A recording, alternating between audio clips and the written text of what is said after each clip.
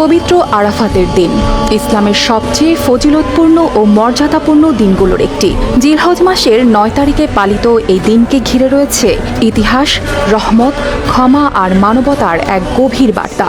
এই দিনে আরাফাত ময়দানে দাঁড়িয়ে রাসূল সাল্লাল্লাহু আলাইহি সাল্লাম দিয়েছিলেন তার ঐতিহাসিক বিদায় হজের ভাষণ। এই দিনেই নাজিল হয়েছিল ইসলাম পূর্ণাঙ্গ হওয়ার ঘোষণা।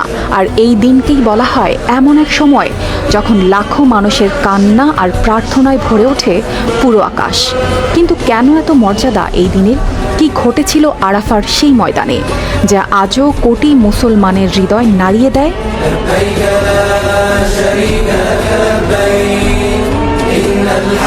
সৌদি আরবের মক্কার কাছে অবস্থিত মাউন্ট আরাফাতের বিশাল ময়দান। হজের সময় পৃথিবীর নানা প্রান্ত থেকে আসা লাখো মুসলমান এখানে একত্রিত হন। ইসলামে এমনকি বলা হয়েছে আল হাজ্জু আরাফা, অর্থাৎ হজই হলো আরাফা। মানে কেউ যদি হজের সব আনুষ্ঠানিকতা পালনও করেন কিন্তু নির্ধারিত সময়ে আরাফার ময়দানে উপস্থিত না থাকতে পারেন তাহলে তার হজ সম্পূর্ণ হবে না। এতটাই গুরুত্বপূর্ণ এই দিন ও এই স্থান। 10 হিজরিতে মুহাম্মদ সাল্লাল্লাহু আলাইহি সাল্লাম তার জীবনের শেষ হজ পালন করেন। আর সেই হজেই আরাফার ময়দানে দাঁড়িয়ে দেন ইতিহাসের অন্যতম গুরুত্বপূর্ণ ভাষণ, বিদায় হজের ভাষণ। তিনি বলেছিলেন, কোনো আরবের ওপর অনারবের শ্রেষ্ঠত্ব নেই, আবার অনারবের ওপরও আরবের শ্রেষ্ঠত্ব নেই। মানুষের মর্যাদা নির্ধারিত হবে তাকওয়া বা নৈতিকতার মাধ্যমে। আজও এই ভাষণকে মানবাধিকারের অন্যতম গুরুত্বপূর্ণ ঘোষণাগুলোর একটি হিসেবে দেখা হয়।